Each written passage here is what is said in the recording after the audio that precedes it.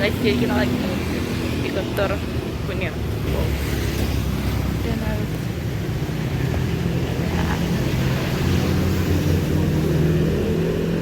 sebut mata Andra Matin karena bagaimana Andra Matin dan Silaban itu menyikapi soal Brisbane atau si Kerawang itu memiliki cara dan maksud yang sangat berbeda. Ini nggak bisa kira-kira nggak apa kalau dari melihat ini dan misalnya kita melihat contoh-contoh karya Andra Matin yang menggunakan transparansi bata misalnya, atau sebenarnya nggak harus Andra Matin sih, kontemporer desain yang pakai bata. Bukan soal fasad. Bagi kontemporer arsitek, soal penggunaan Kerawang kayak gitu itu dilihatnya sebagai suatu fabric, sebagai suatu skin, sebagai suatu fasad nilainya itu.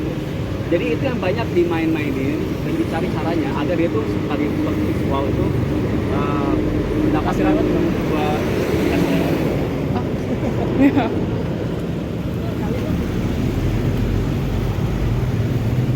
Ini buat airflow udara. ya, ini buat airflow. Kayak gitu, dan ya sebenarnya saat itu belakangnya ada kaca ya. Dugaan gue sih itu nggak ada kaca ya. Yang menarik adalah bagi gue personally, bagaimana Silaban itu tuh kalau kita lihat dia tuh masih gap antara dua secondary skills gitu ya. Dan itu akhirnya untuk kemudian hari diisi untuk ventilasi mechanical MEP tuh. Jadi diisinya tuh di antara tempat-tempat itu gitu. Akhirnya itu tidak mengganggu fasad. Masa ini juga terjadi di revitalisasinya mana lagi ya? Aramis tuh revitalisasi oleh Silaban juga. Aramis itu tuh adalah hasil dari pembongkaran tembok drain yang lebih kecil, yang lebih padat. Ini adalah sisi timur Batavia. Kalau kita melihat dari ini dalam suatu konteks area Batavia ya, area kolonial. Ini adalah sisi timurnya, dan sisi timur Batavia historically punya suatu urban grain yang sangat yang lebih majemuk dan lebih kecil dan lebih tersebar dan lebih padat dibanding bangunan-bangunan sebelah sini. Uniknya dulu jalan ini jalan apa ya namanya? Ini Tigesgrach. Ini adalah dulu tuh kanal, dan ini adalah alamat yang paling kece lah di era di era kolonial gitu, karena di sini sebenarnya dekat dengan si Governor's Mansion, dekat dengan we have to leave, okay. Ini dekat dengan Governor's Mansion dan banyak art center dan lain-lain dulu. Tapi sebelah sinilah ada yang dulu namanya itu Ambach's Quartier, alias biasanya workers quarter atau tempat buat para tukang. Itu di tahun 1630 aja. 40 sampai sekitar 1770-an. Dan itu satu-satunya dulu di sini tempat di dalam area ini Batavia yang bisa ditinggali oleh orang-orang pribumi. Tunggu dulu deh, ini punya siapa? Ambil aja kopinya, Pak.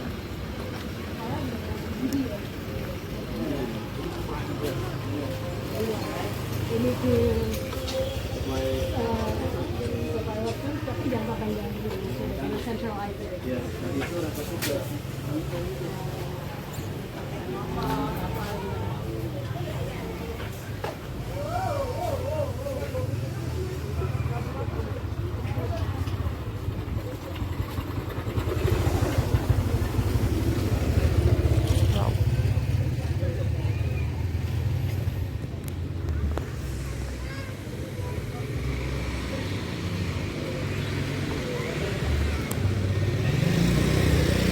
Ini adalah Kampung Balokan. Kenapa Kampung Balokan? Karena di sinilah tempat dulu ini kan tanah KAI, ya. Jadi banyak kegiatan kereta api dari dulu nih. Yang tadi tuh, yang relnya sampai sana tuh. Ini disebut Balokan karena di sini tuh banyak balok-balok kayu yang dipotong untuk buat rel untuk keperluan trek kereta api. Ya. Dulu di sini banyak nih, awal-awal gue kesini sih banyak gelondongan kayu di sini. Dan jadi awal-awal itu banyak yang kerja di sini tuh berurusan dengan kereta apian. Akhirnya begitu diisi beberapa warga awalnya, kalau nggak salah tahun 50-an akhir atau 60 awal gitu. Akhirnya terus berkembang sampai sekarang.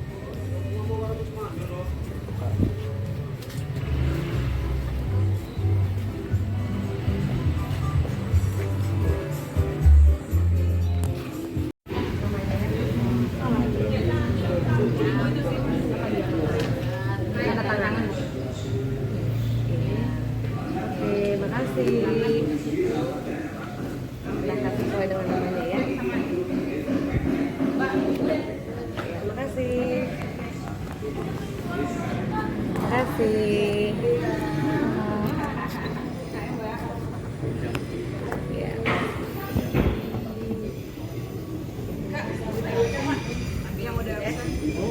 Oh. Makasih.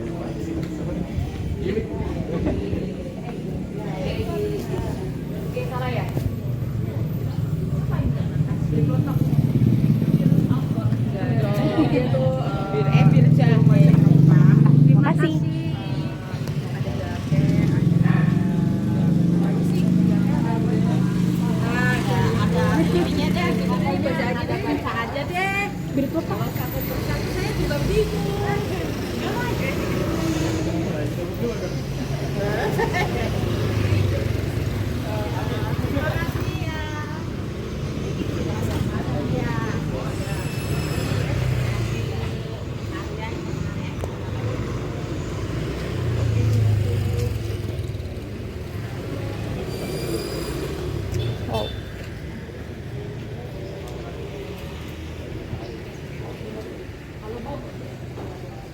Halo Bu. Oh oke, taruh dulu sebentar.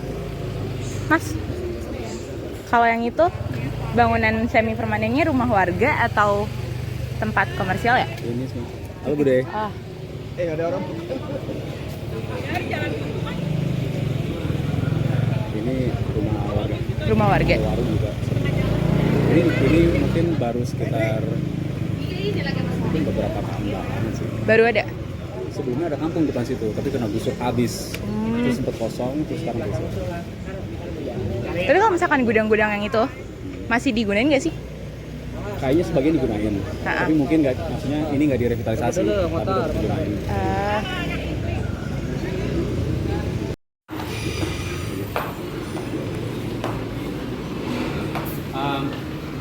Oke, jadi rencananya kan kamu bagian.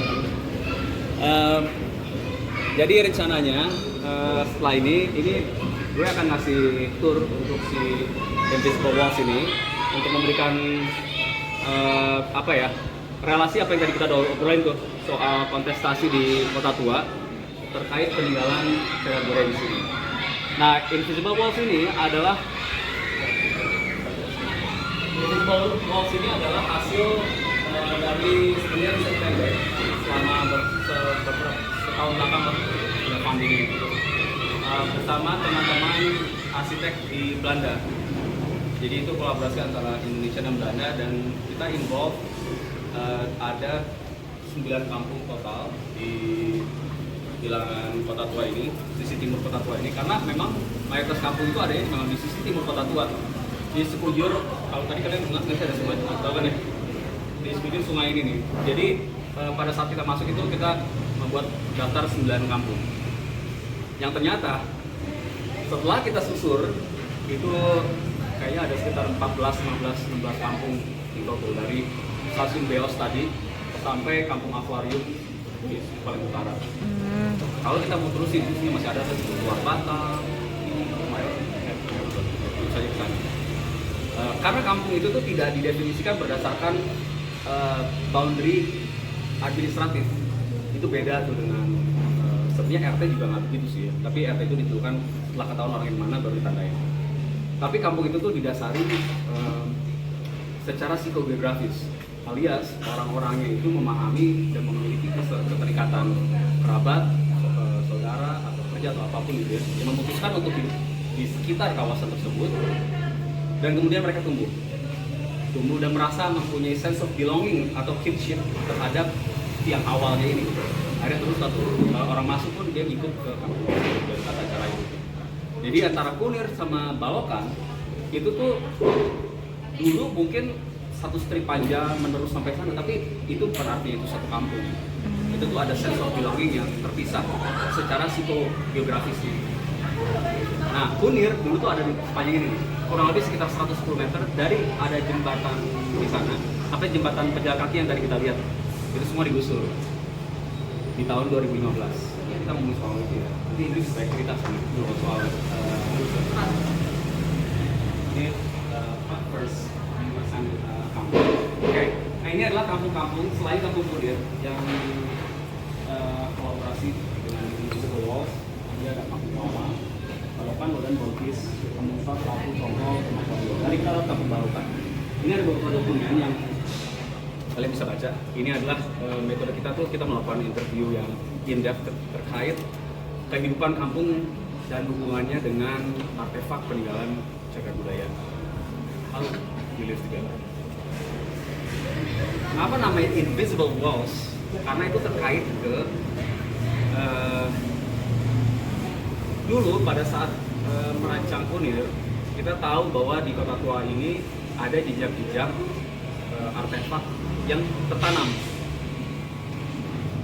Kalian pernah dengar nggak sih sejarah yang VOC bangkrut terus Belanda akhirnya masuk dan pindah ke Kota Breda? Aku ulang nggak? Perlu nggak? Atau nggak? Ya? No? Boleh? Boleh. Oke, udah refresher ya. Oke. Jadi ini kalau misalnya ada yang bilang kita dijajah berapa tahun, gue nggak mau masih debat itu ya. Cuman maksudnya yang datang ke sini itu pertama adalah VOC.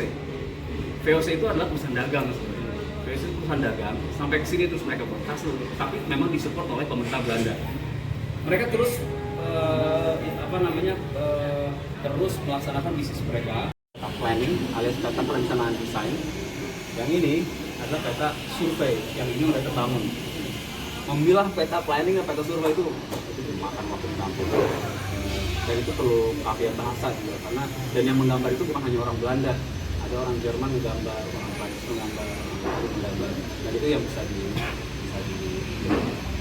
sampai sekarang ini adalah suatu ilustrasi dari kampung Tongko. Kalau kalian ada ke utara dikit, ini adalah dimana satu cross section antara si tembok dengan hunian dengan sungai, dan itu dipisahkan oleh pas. Itu melalui suatu kontestasi yang panjang juga, bagaimana warganya itu mungkin, tapi orang rumahnya gitu ya, ada sedikit mendorong agar mereka melakukan pengusuran. Tapi gue nggak bisa itu semua sekarang, kalau kita habis waktu.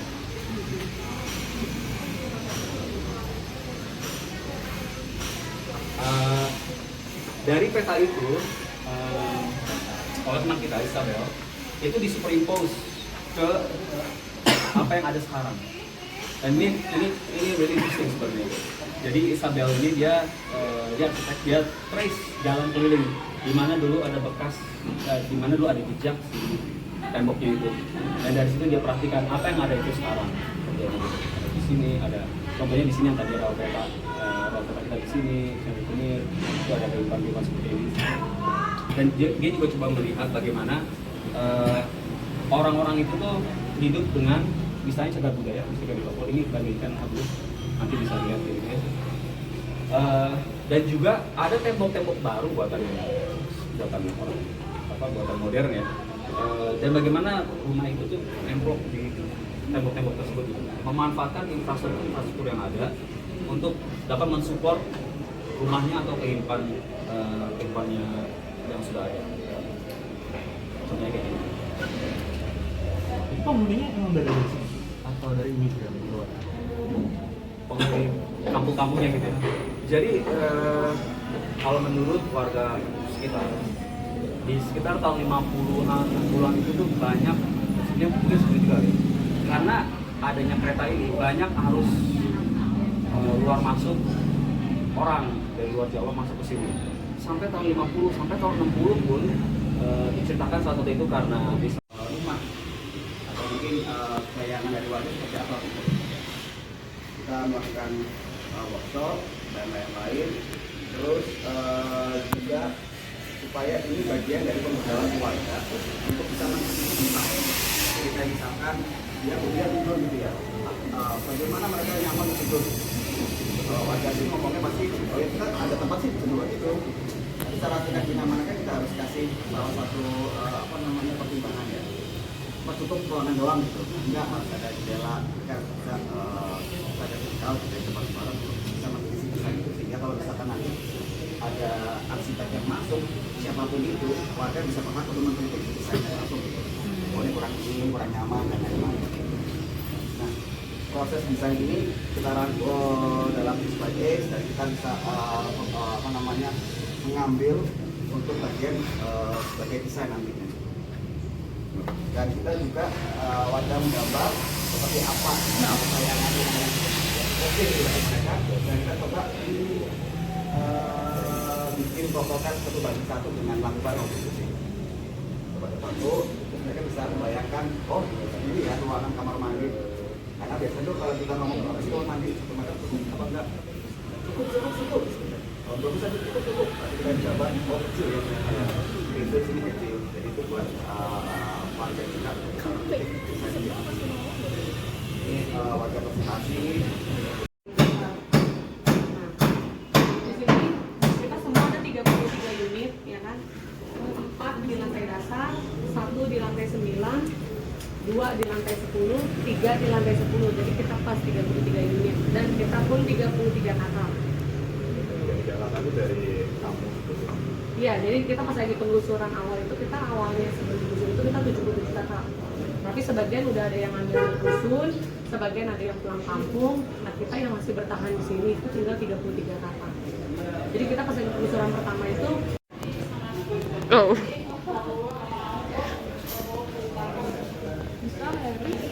Betul.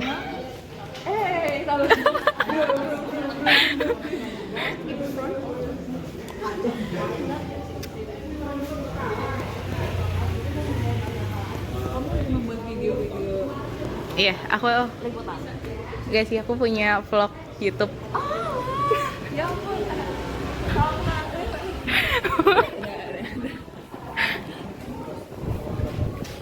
Halo.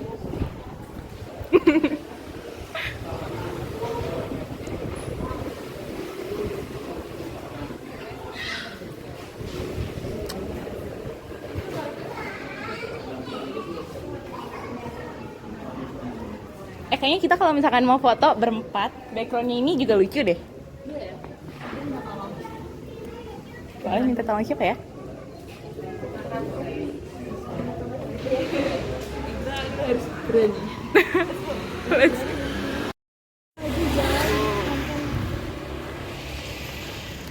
Aku masih nggak tahu lagi tuh perbedaan kampung-kampung.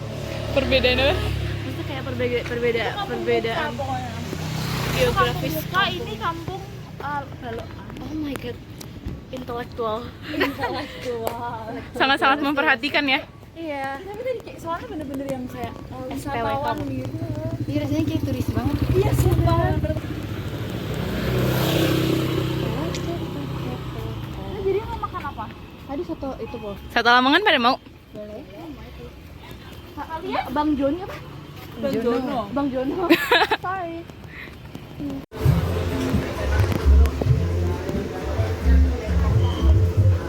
Kok pada tutup ya? Ini tutup mbak? Libur dia.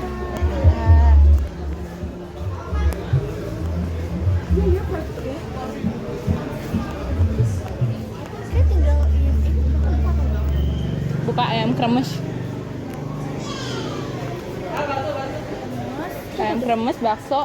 tongseng, bakso, itu ada centang sapi, dimsum, macam itu ya. Ya, apa ya?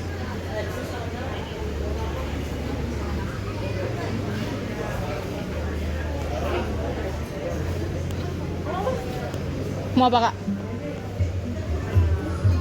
Makan apa? Pertanyaan sulit. Apa? Sate ayam. Boleh. Kamu makan Boleh. apa emang? Oh kayaknya mau coba bakso deh. Oh ya, oke. Makannya mau di meja sini atau di mana? Ntar minta dianterin. Oh, di sini.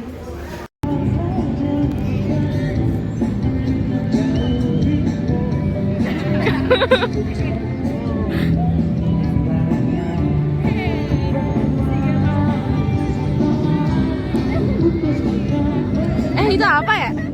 Itu harusnya ada airnya nggak sih? YouTube Mir. Itu harusnya ada airnya nggak sih? Harusnya ya. Itu kolam. Gak tahu deh. Itu apa? Keluar air di situ gitu. Ah.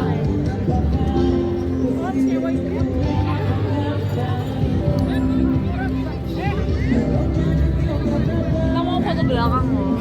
Ayo. Ayo boleh. Siapa aku? Aku takut yang megang kamera. Mari kita. Wow. Halo semuanya. Jadi kita sekarang lagi ada di Kota Tua. Kota Tua. Tua banget. Kita harus ini loh, kita kalau mau ngobrol harus kayak gini enggak sih guys? Yang dua malah kabur. Bisa lah. Kamu MBTI-nya apa? Tukan. Baru kenal nanya MBTI. Iya NTJ lagi. Kamu INTJ? Arsitek banget. Bener coba dia kayak bakal jadi INTJ apa? INTJ MBTI. Oh. MBTI. Oh iya. Coba ya di arsitek. Kok indah udah. Aku INFP. Apa? Wow. Wow. Tapi kayaknya makin kesini makin teh. Makin teh. Sudah tertampar realita. Ini nggak sih tadi gitu. Apa itu feeling? Apa itu? Bodoh amat.